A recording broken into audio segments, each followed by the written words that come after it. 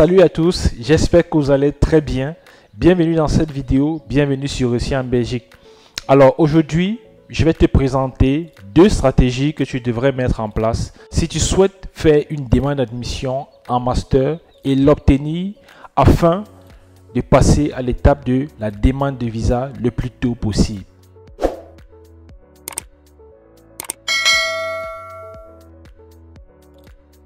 Je suis Roland Fofo, promoteur de l'Académie Réussir en Belgique, dont l'objectif principal est de permettre aux étudiants africains de suivre la procédure pour aller étudier en Belgique eux-mêmes sans avoir besoin d'une tierce personne, et ça, peu importe leur zone géographique.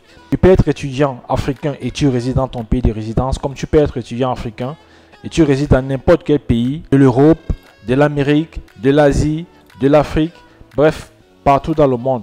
Ce programme en formation vidéo te permet de suivre ta procédure toi-même sans avoir besoin de quiconque en Belgique. Et à partir de ton téléphone et d'une simple connexion, tu auras la possibilité de faire ta demande d'admission, de faire tes demandes de visa, bref, toute la procédure. Voilà. Dans cette vidéo, il est question donc de te présenter ici deux stratégies que tu devrais mettre en place pour pouvoir réussir efficacement tes demandes d'admission en master. Donc cela veut dire que tu as déjà le profil de celui qui veut poursuivre la master. Donc pour dire que je m'adresse ici à tous ceux qui souhaiteraient poursuivre la master avec une licence ou bien déjà en possession d'un master ou bien en étant déjà en master. Tu respectes toutes les conditions demandées par les universités ou bien par les écoles pour pouvoir poursuivre un master. Alors, tu es maintenant dans le profil de l'étudiant qui va poursuivre la master. Quelles sont donc ces deux stratégies que tu devrais mettre en place? Avant de te donner les deux stratégies, il est important que je te dise ceci. Beaucoup d'étudiants qui veulent poursuivre la master, pour la majorité, commettent souvent cette erreur. Et après, ils n'ont pas malheureusement leur admission, pensant que peut-être ils n'ont pas eu la chance ou bien que l'université est radicale vis-à-vis de leur dossier. Ce n'est pas ça. Il faut comprendre que les demandes d'admission, déjà pour un début, est la base même de votre procédure. Cela suppose que si tu n'as pas ton admission, ta procédure pour aller étudier en Belgique va simplement s'arrêter. Donc, il est primordial et même très important pour toi de donner ton 100%, ton 200% au niveau des demandes d'admission. Donc, il ne suffit pas seulement de postuler. Il suffit de savoir bien postuler et de postuler à temps pour avoir ton admission et bien sûr avoir un très bon dossier pour pouvoir avoir l'admission dont tu veux, qui va te permettre bien sûr de pouvoir continuer la procédure. Donc, l'erreur que commettent beaucoup d'étudiants, c'est que ils ne prennent pas la peine de se préparer efficacement pour une demande d'admission et plus précisément pour ceux qui veulent poursuivre un master. Il faut déjà comprendre que le cursus universitaire ou bien académique que vous suivez dans votre pays de résidence n'est pas le même en Belgique. Vous dites que c'est totalement différent. Donc, si tu penses que tu as le même niveau que celui que l'étudiant belge de souche, alors c'est pas exact. Et donc, le jury du département de la formation dans laquelle tu vas poursuivre dans l'université, peu importe l'école, devra se rassurer que tu respectes déjà les conditions demandées pour poursuivre un master, mais aussi, est-ce que tu as même le niveau pour pouvoir faire le master? Maintenant, supposons dans le cas où tu respectes les conditions et que tu as le profil de l'étudiant qui va poursuivre un master.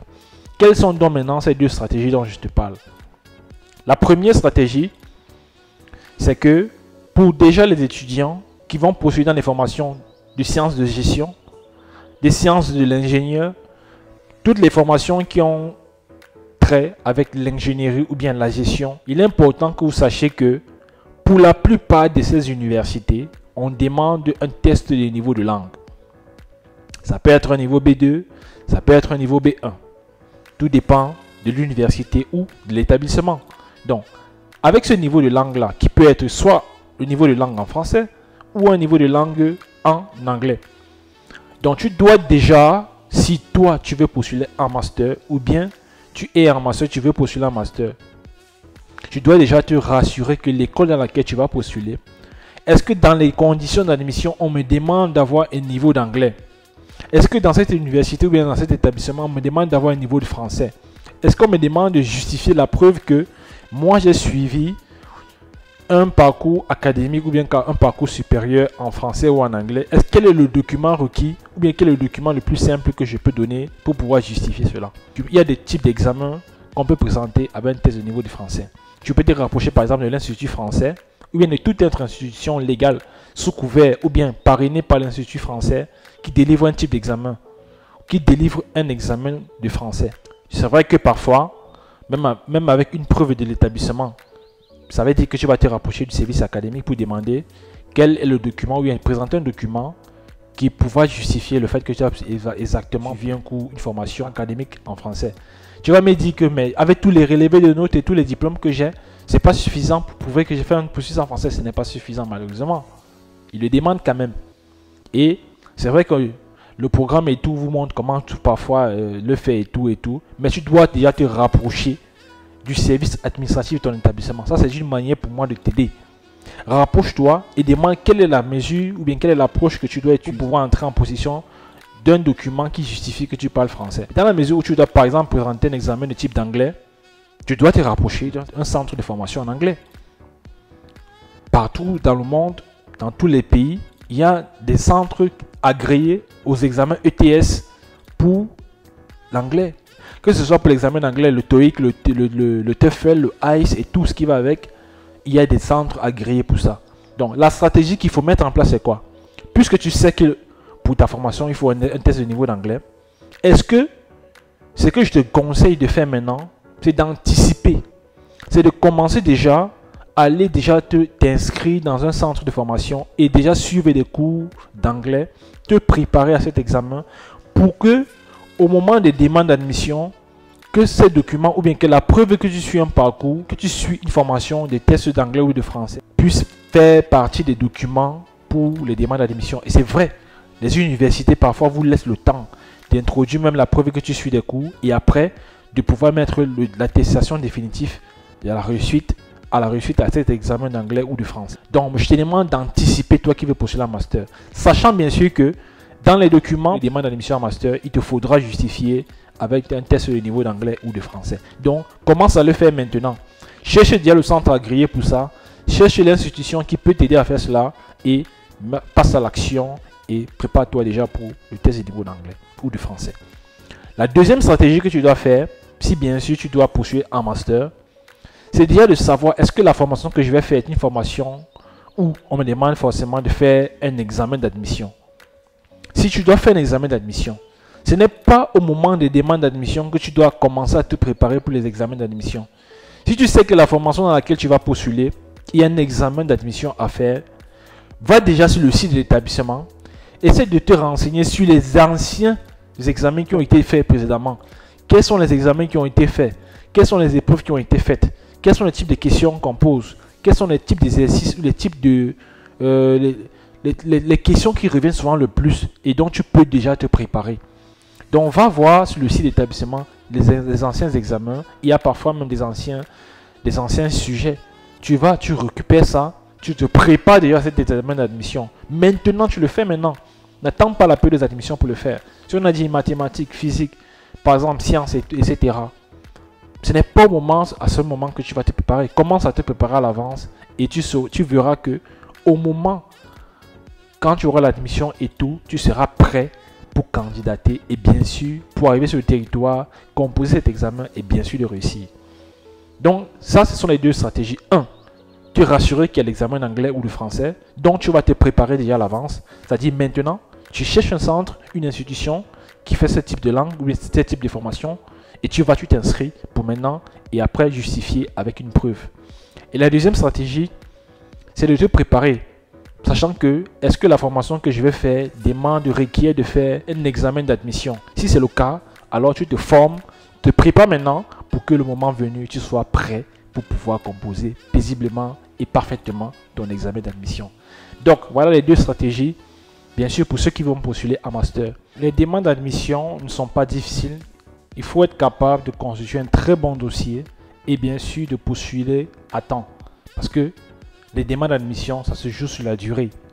Le plus tôt tu as ton admission, le plus tôt tu fais signer ta prise en charge et le plus tôt tu introduis ta demande de visa pour faire partie des toutes premières personnes à avoir une réponse de visa et bien sûr de voyager pour la Belgique. Donc, j'espère que cette vidéo pourra te parvenir afin que tu puisses déjà mettre en place un plan stratégique pour pouvoir postuler.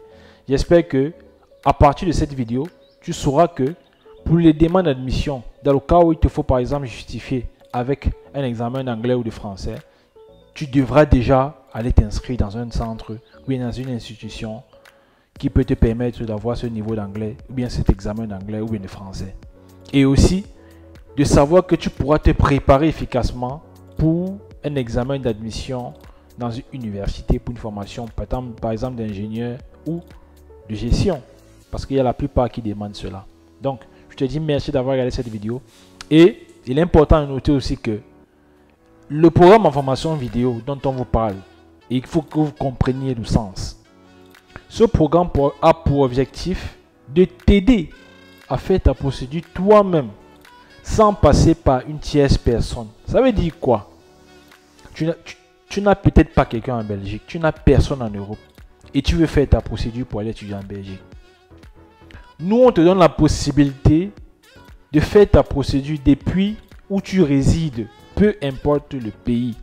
Tu peux être au Togo, tu peux être au Sénégal, tu peux être au Rwanda, ou peu importe. Et tu veux faire ta procédure pour aller étudier en Belgique. Si tu aimerais vraiment faire ta procédure pour aller étudier en Belgique et que tu n'as peut-être pas les moyens de payer quelqu'un qui va t'aider à le faire, et que par exemple tu n'as pas les moyens de partir voir une agence de voyage ou bien d'avoir quelqu'un en Belgique, etc. Non, lui dit personne. Tu n'as pas besoin de quelqu'un pour cela. Avec ce programme, tu le fais toi-même. Si il y a un endroit où on t'a dit il faut un tel document, tu fais. Tu fais le copier-coller ce qu'on te dit. Va le photocopier, va le légaliser, va timbrer, va tout. Tu ne fais que la répétition. Et en même temps, tu es dans les groupes WhatsApp avec les autres étudiants où vous allez travailler, vous allez vous entraider sous le contrôle des promoteurs, des différents administrateurs qui sont là. Donc voilà à quoi se sert ce programme. Et tu le fais à partir de ton téléphone, peu importe où tu es, et une simple connexion internet. Ça veut dire même si tu peux charger 100 mégas par jour, tu peux suivre ce programme. Oui. Et tu fais ta procédure. Tes petites économies. Quand nous disons que la procédure avec moins d'1 million, tu peux. C'est parce qu'on sait que tu peux avec moins d'1 million. Et on a expérimenté cela. Tu ne seras ni le premier, ni le dernier qui va le faire. Et avec moins d'1 million, tu pourras faire ta procédure. Avec ton programme à côté, tu vas seulement, tu fais ce qu'on te dit. Tu fais tout ce qu'il y a à faire et tu déposes ta demande de visa. Donc, je te dis merci. Même pour ça, la vidéo, si tu as aimé, afin qu'elle parvienne à ceux aussi qui ont besoin de connaître la vérité sur la procédure. Laisse en commentaire s'il y a quelque chose que tu n'as pas compris et que tu aimerais en savoir plus. Pose-la en commentaire. On se chargera de la répondre. Peut-être aussi de faire une vidéo dessus. Donc, abonne-toi si ce n'est pas encore le cas. Et disons-nous rendez-vous dans une prochaine vidéo.